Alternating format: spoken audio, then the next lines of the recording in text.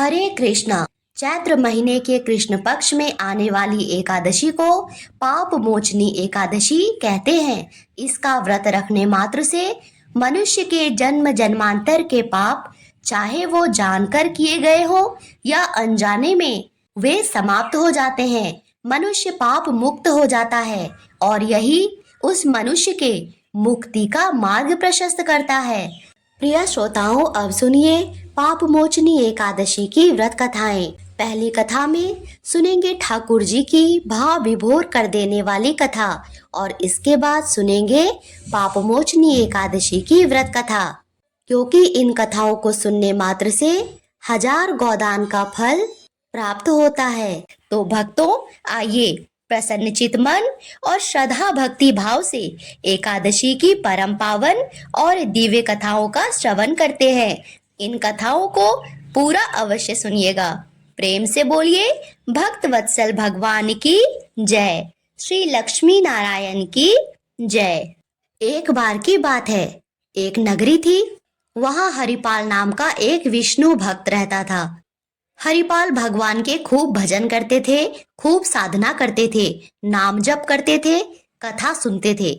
लेकिन वह ब्याह नहीं कर रहे थे, क्योंकि उनकी इच्छा थी कि जैसा मैं विष्णु भक्त हूँ, हरि भक्त हूँ, वैसे ही मेरी भी पत्नी हरि भक्त हो, सनातन धर्म में विश्वास रखती हो। जैसा मैं भजन करता हूँ, जैसा मेरा भाव ठाकुर जी के प्रति है, अगर ऐसी कन्या मिले तो मैं विवाह करूंगा, नहीं तो जीवन भर ऐसे ही रहूंगा।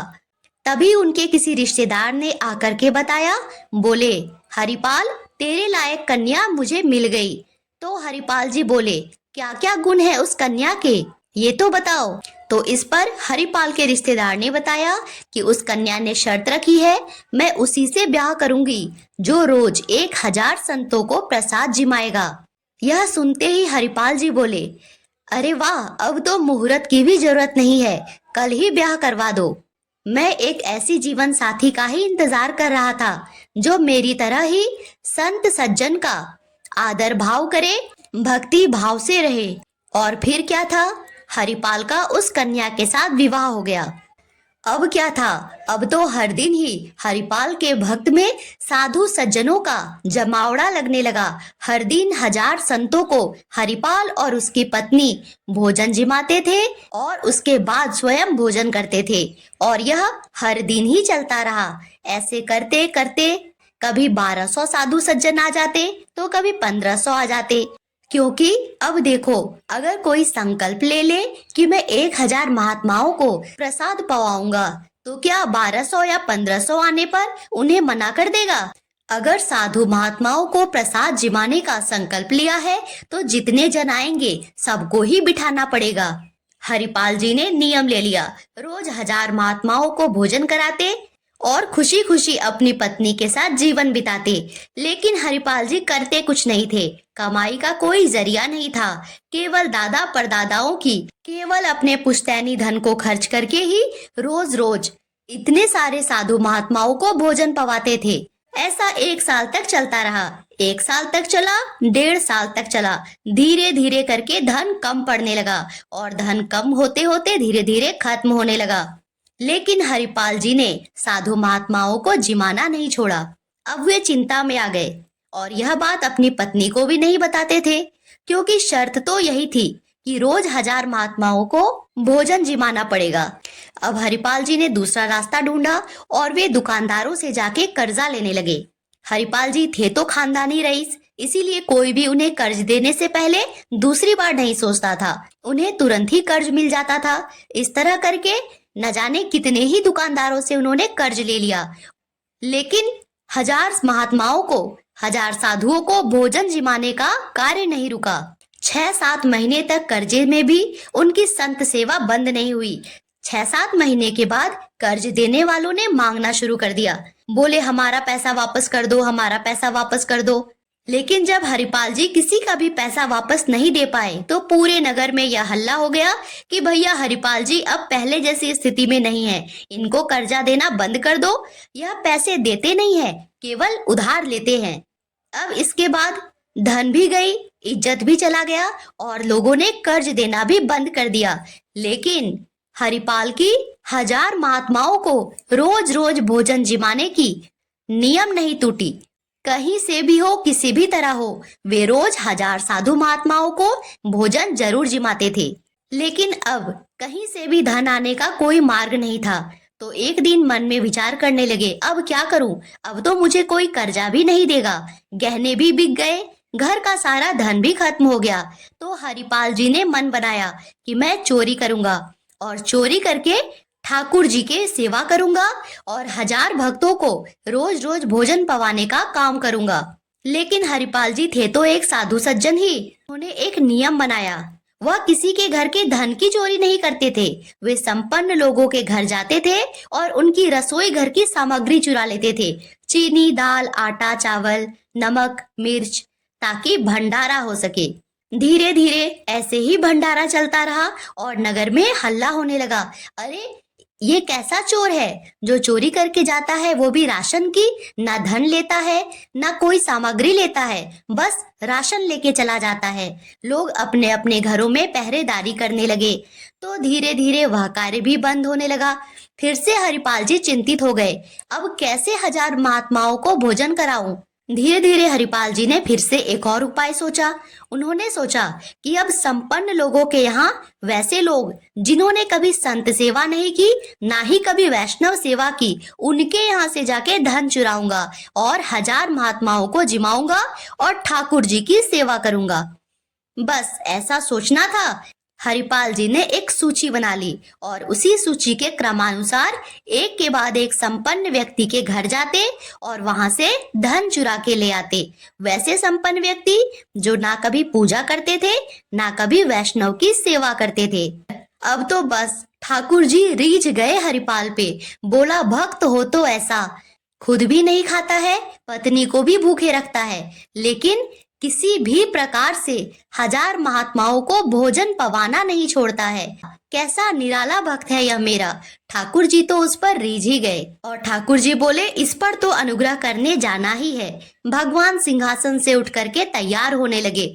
सिर के ऊपर पाग बनाया, जेवर जवाहरात से खुद को भर लिया, कई सारे हार पहने, कानों में कुंडल पहने, सारी उंगली में अंगूठियां पहनी, पैर में सोने की जूती पहनी, चमकदार रेशमी वस्त्र पहने, उसमें न जाने कितने ही स्वर्ण आभूषण और हीरे जवाहरात लगे थे।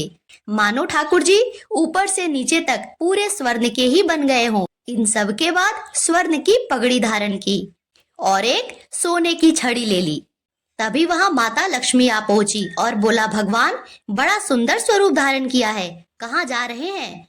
भगवान बोले, मैं तो अपने भक्त से मिलने जा रहा हूँ। तो लक्ष्मी जी बोली, मैं भी चलूंगी, मैं भी आपके उस निराले भक्त को देखना चाहती हूँ जिसके वजह से आपने यह सुंदर स्वरूप धारण किया है। इस पर भगवान बोले, चलो फिर तुम भी तैयार हो जाओ और हाँ, स्वर्ण आभूषण जरूर पहन लेना।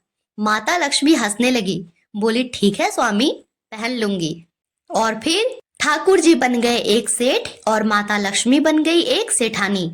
दोनों ने मन में विचार किया कि आज तो हरिपाल को दर्शन देना है। और इधर हरिपाल जी की स्थिति तो देखो, अब संत सेवा के लिए कहीं से भी धन नहीं मिल रहा था। तो हरिपाल जी ने एक उपाय सोचा और जाकर एक मार्ग पर बैठ गए। सोचने लगे कि यहाँ से जो भी कोई धनवान निकलेगा उसको ही लूट लूंगा, लूट के भाग जाऊंगा, सारा धन संत सेवा में लगा दूंगा। लेकिन कोई इस मार्ग पर आए तो, हे भगवान, क्या आज इस मार्ग पे कोई नहीं आएगा? मैं कल कैसे 1000 महात्माओं को भोजन पवा पाऊंगा? यह सोचकर चिंतित से हरिपाल जी उसी मार्ग में बैठे हुए थे और किसी के आने की प्रतीक्षा कर रहे थे। कोई और तो ना आया, लेकिन ठाकुर जी स्वयं उस मार्ग पर माता लक्ष्मी के साथ आ गए। अचानक से हरिपाल ने देखा एक सेठ और सेठानी पूरे ऊपर से नीचे तक स्वर्ण से लदे हुए चले आ रहे हैं। छम छम पायल की छनकार बज रही है। खूब सुंदर वस्त्र पहने ओढ़े एक छड़ी लेके ठाकुर जी और माता लक्ष्मी घूंघट पकड़े हुए आ रही है। हरिपाल जी तो मानो उन दोनों को देखते ही रह गए। ऐसी सुंदर छवि हरिपाल जी ने पहले नहीं देखा था। ठाकुर जी के रूप की और माता लक्ष्मी के श्रृंगार की क्या ही कहने थे, मानो सारा सौंदर्य ही उनके सामने फीका हो। लेकिन हरिपाल जी को अपनी दुविधा याद आई। उन्होंने तुरंत सोचा, चलो अच्छा है, कोई तो आ रहा है और ये तो इतने धनवान लग रहे हैं, इससे तो मेरा 10 साल का भंडारे का व्यवस्था हो जाएगा। यह सोचकर हरिपाल जी मंद मंद मुस्काने लगे और जैसे ही सेठ और सेठानी नजदीक आए, हरिपाल जी ने बोला, जय श्री कृष्णा। इस पर सेठ जी भड़क गए, क्या सुबह सुबह भगवान का नाम लेता है? तुम सब एक जैसे हो, पाखंडी ढोंगी। मुझे यह सब नहीं सुनना। मुझे कोई ठाकुर सेवा पसंद नहीं, मुझे किसी भगवान का नाम लेना पसंद नहीं। हमने सुना है कि इस गांव में एक चोर रहता है। पहले वह चोरी करता है और फिर उस पैसे से संत सेवा करता है। यह सब हमें सारी बातें पता है, इसीलिए हमारे सामने भगवान का नाम मत लो। हरिपाल जी समझ गए कि यह एक तो बिल्कुल भागवत विमुख है, इसकी तो एक अंगूठी भी मुझे नहीं छोड़नी, इसके सारे जेवर ले जाऊंगा। अगर यह जय श्री कृष्णा बोलता तो मैं एक आध गहने तो इसके छोड़ ही देता, लेकिन यह तो भगवान का नाम सुन के ही बिगड़ रहा है। इसका इसका तो मैं एक गहना नहीं छोड़ूंगा, इसकी छड़ी भी ले लूंगा। हरिपाल ने उनसे बोला, हाँ भैया, एक आदमी रहता तो है, डकैत है वह इस गांव का। क्या पता वह कब आ जाए, और इस जंगल में वह कभी भी आ सकता है।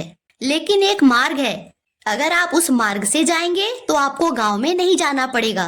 चुपचाप उस गुप्त रास्ते से निकलकर आप पूरे गांव ही पार हो जाएंगे और शहर पहुंच जाएंगे, लेकिन उसका रास्ता सिर्फ मुझे ही पता है। सेठ जी बोले, तो तुम हमको पार करवा दो। हरिपाल जी बोले, मैं पार तो करवा दूंगा, लेकिन मेरे घर कुछ मेहमान आए हैं और उनके भोजन आदि की व्यवस्था के लिए मैं बाजार आया था, पर मेरे पास धन नहीं है। यदि आप मुझको कुछ दे दो तो मैं घर पर व्यवस्था करके तुरंत आऊंगा और आपको लेकर के गांव पार करवा दूंगा। ठाकुर जी मन मन मुस्काए, फिर उन्होंने उसे कुछ सोने की मोहरें दी। ये लो, इससे तुम अपने घर की व्यवस्था कराओ। हरिपाल जी ने सामग्री खरीदी और पहले घर पर व्यवस्था करके आए और फिर पत्नी से कहा, जाओ और भोजन प्रसादी बनाओ, संतों को पवाओ। संत पूछेंगे मैं कहाँ हूँ तो कहना वो 10 साल की व्यवस्था करने गए हैं। और खुशी खुशी हरिपाल जी वापस जंगल की ओर चल पड़े। वहां अभी भी भगवान और माता लक्ष्मी हरिपाल की प्रतीक्षा में खड़े थे। वहां पहुंचकर हरिपाल ने उन दोनों से कहा, आइए मेरे साथ चलिए, और हाँ, बिल्कुल मेरे ठीक ठीक साथ ही चलना। ठाकुर जी और माता लक्ष्मी साथ में चलने लगे।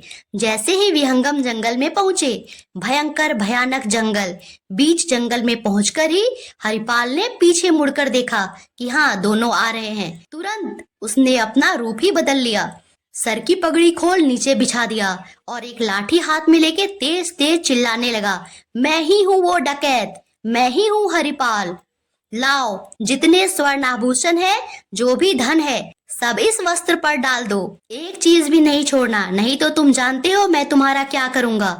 ठाकुर जी तो देखते ही थर थर कांपने लगे। इस पर धीरे से माता लक्ष्मी ने ठाकुर जी को बोला, कैसा नाटक कर रहे हो? रावण के आगे भी नहीं डरे, कुंभकर्ण के आगे नहीं डरे, हिरण्यकश्यप के आगे नहीं डरे, और हरिपाल के आगे तो ऐसे कांप रहे हो। भगवान तो मन की बात समझ जाते हैं। कोहनी मार के बोले, तुम भी कांपो, क्यों नहीं कांप रही हो? इस पे लक्ष्मी जी ने हंसते हुए कहा, ठीक है, और फिर दोनों ही डर से कांपने लगे। भगवान जानते थे कि ये भक्त है हमारा, इसने हमारे लिए अपना सब कुछ गवा दिया, वैष्णव संतों के लिए सब कुछ लुटा दिया। कभी भी किसी दूसरे के पैसे से खुद के सुख के बारे में नहीं सोचा, खुद खाली पेट सोया, लेकिन फिर भी हर दिन हर पल इसी चिंता में रहा कि कहीं 1000 महात्माओं को खिलाने का संकल्प न टूट जाए। ऐसे भक्त के आगे तो क्या ही स्वर्ण आभूषण है और क्या ही भगवान है, मैं तो स्वयं इसके आगे हाथ जोड़कर खड़ा हूँ। और ऐसे भक्त के आगे हाथ जोड़ के खड़ा होने में भी कोई लज्जा नहीं है देवी।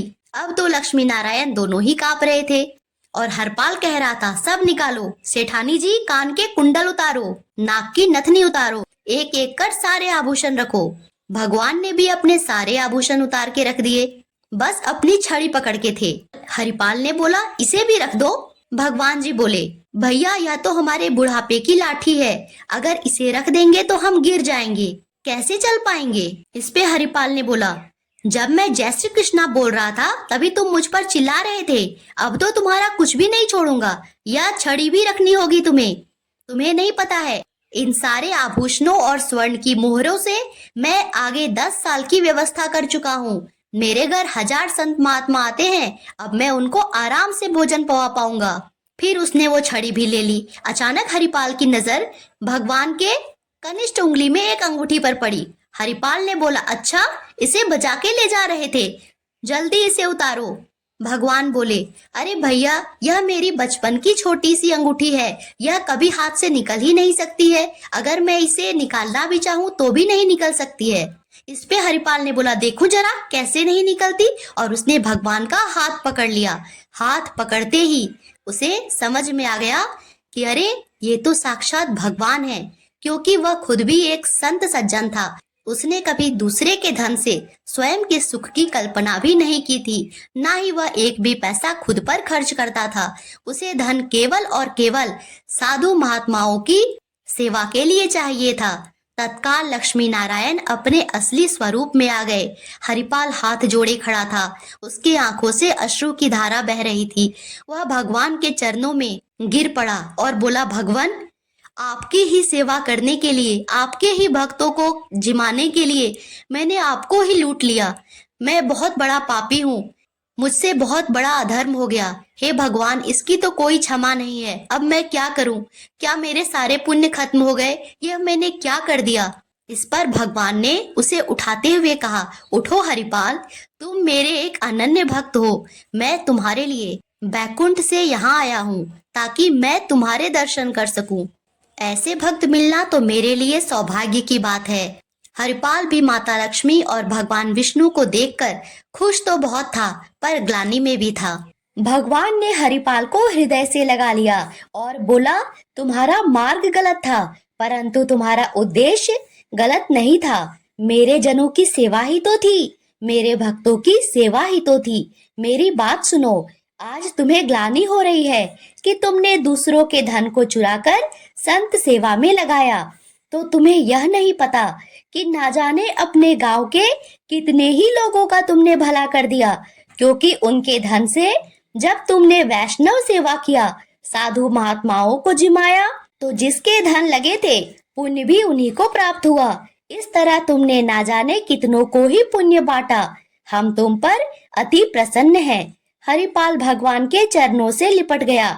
कृपालु भगवान बोले, यह सारा धन जो हमने तुमको दिया है वह आगे 10 साल के लिए नहीं होगा, बल्कि जब तक तुम जीवित रहोगे तब तक जितनी मर्जी चाहे संत सेवा करो, जितनी इच्छा हो उतने साधु महात्माओं को भोजन पवाओ, कभी कम नहीं पड़ेगा। हम इसीलिए ये सारे स्वर्ण आभूषण और धन लेकर आए थे कि तुम्हें कभी किसी से मांगना ना पड़े और ना ही मेरे भक्त का संकल्प टूटे। हरिपाल भक्ति भाव से विभोर हो गया। उसका मन गदगद हो गया। ठाकुर जी निराले हैं, सुना तो बहुत था, आज देख भी लिया। फिर उसने भगवान से बोला, भगवान, मेरी एक प्रार्थना है। जैसे आपने मुझे दर्शन दिए, कृपा कर मेरी पत्नी को भी दीजिए। उसके शर्त की वजह से ही मैंने यह संकल्प पूरा किया। इसका श्रेय तो मेरी पत्नी को ही जाता है। इस पर ठाकुर जी और माता लक्ष्मी हरिपाल के संग सेठ सेठानी के रूप में उसके घर गए और हरिपाल और उसकी पत्नी को दर्शन देकर, आशीर्वाद देकर वापस बैकुंठ लौट गए। हे लक्ष्मी नारायण, जैसी कृपा हरिपाल और उसकी पत्नी पर किया, सभी पर करना। सभी के घर अन्न धन और भंडारे से भरना। प्रेम से बोलिए, भगवान श्री हरि विष्णु की जय। अब सुनिए पाप मोचनी एकादशी की व्रत कथा। एक बार भगवान श्री कृष्ण से पांडुपुत्र अर्जुन ने पूछा, हे मधुसूदन, आपने फाल्गुन मास के शुक्ल पक्ष की एकादशी अर्थात आमल की एकादशी के बारे में विस्तार पूर्वक बताया। अब चैत्र माह के कृष्ण पक्ष में आने वाली एकादशी का क्या नाम है, उसकी विधि क्या है?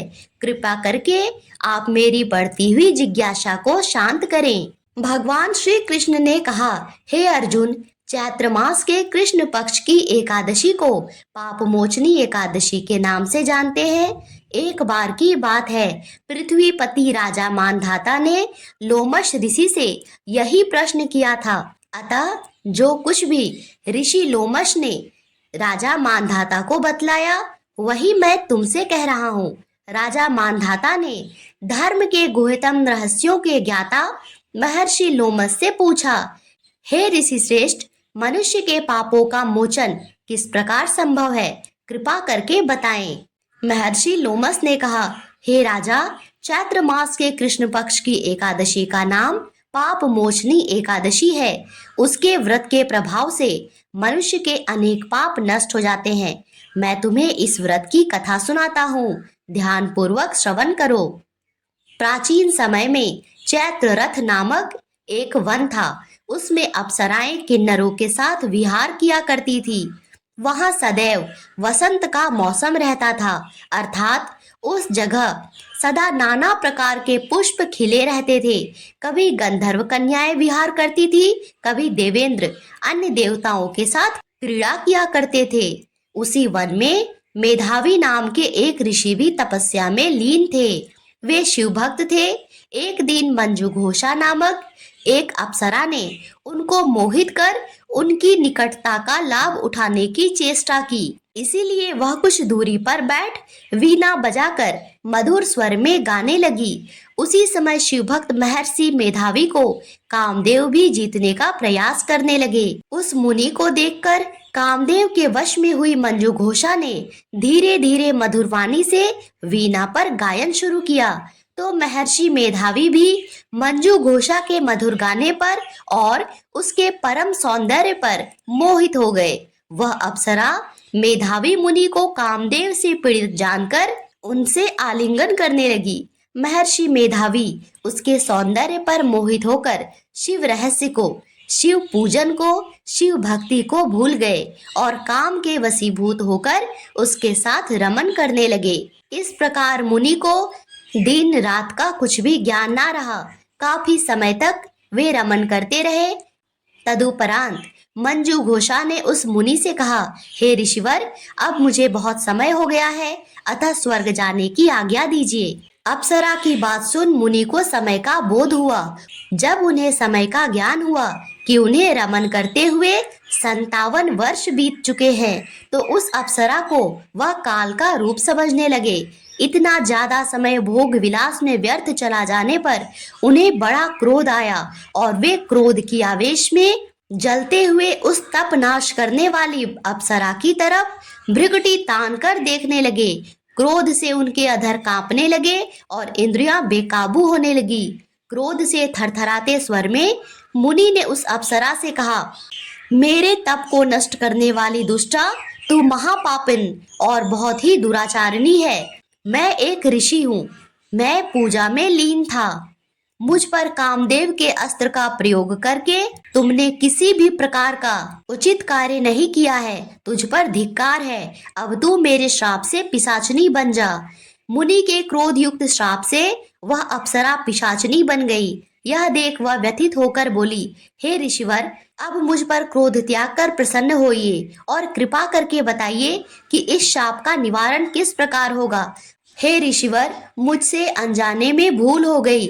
मैं अपनी सौंदर्यता के मद में अहंकार में आ गई थी। इसी भूलवश मैंने आपको कामदेव से जीतने का प्रयास किया, किंतु आप तो एक बड़े तपस्वी साधु हैं, सभी पर दया करते हैं। मुझ पर भी दया कीजिए और मेरी इस भूल के लिए मुझे क्षमा कीजिए और इस पाप से, इस शाप से निवारण का कोई उचित मार्ग भी बतलाइए। विद्वानों ने कहा है, साधुओं की संगत अच्छा फल देने वाली होती है और आपके साथ तो मेरे बहुत वर्ष भी व्यतीत हुए। मंजू घोषा की बात सुनकर मुनि को अपने क्रोध पर अत्यंत ग्लानि हुई, साथ ही अपनी अपकीर्ति का भय भी हुआ। अतः पिशाचनी बनी मंजू घोषा से मुनि ने कहा, तूने मेरा अत्यंत बुरा किया है, परंतु फिर भी मैं तुझे इस श्राप से मुक्ति का उपाय बतलाता हूँ। चैत्र मास के कृष्ण पक्ष की जो एकादशी है, उसका नाम पाप मोचनी एकादशी है। उस एकादशी का उपवास करने से तेरी पिशाचनी की देह से मुक्ति हो जाएगी। ऐसा कहकर मुनि ने उसको व्रत का सब विधान समझा दिया। फिर अपने पापों का प्रायश्चित करने के लिए वे अपने पिता च्यवन ऋषि के पास चले गए। च्यवन ऋषि ने अपने पुत्र मेधावी को देखकर कहा, हे पुत्र, ऐसा क्या किया जिससे तेरे सभी तप नष्ट हो गए, जिससे तुम्हारा समस्त तेज मलिन हो गया।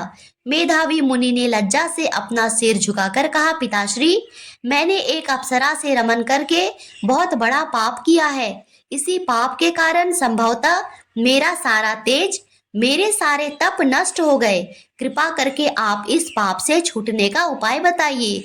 ऋषि ने कहा, हे पुत्र, तुम्हें चैत्र माह के कृष्ण पक्ष की पाप मोचनी एकादशी का विधि पूर्वक तथा भक्ति पूर्वक उपवास रखना होगा। इससे तुम्हारे सभी पाप नष्ट हो जाएंगे। अपने पिता च्यवन ऋषि के वचनों को सुनकर मेधावी मुनि ने पाप मोचनी एकादशी का विधि पूर्वक व्रत किया। उसके प्रभाव से उसके सभी पाप नष्ट हो गए। और इधर मंजू घोषा अप्सरा भी पाप मोचनी एकादशी का उपवास करने से पिशाचनी की देह से छूट गई और पुनः अपना सुंदर रूप धारण कर स्वर्गलोक चली गई। लोमश मुनि ने कहा, हे राजन, इस पाप मोचनी एकादशी के प्रभाव से समस्त पाप नष्ट हो जाते हैं। इस एकादशी की कथा के श्रवण और पठन से 1000 गौदान करने का फल प्राप्त होता है। इस उपवास के करने से ब्रह्म हत्या करने वाले, स्वर्ण चुराने वाले, मद्यपान करने वाले, अगम्य गमन करने वाले आदि भयंकर पाप भी नष्ट होते हैं और अंत में भगवान श्री हरि विष्णु की कृपा से स्वर्ग लोक की प्राप्ति होती है। प्रेम से बोलिए भगवान श्री लक्ष्मी नारायण की जय।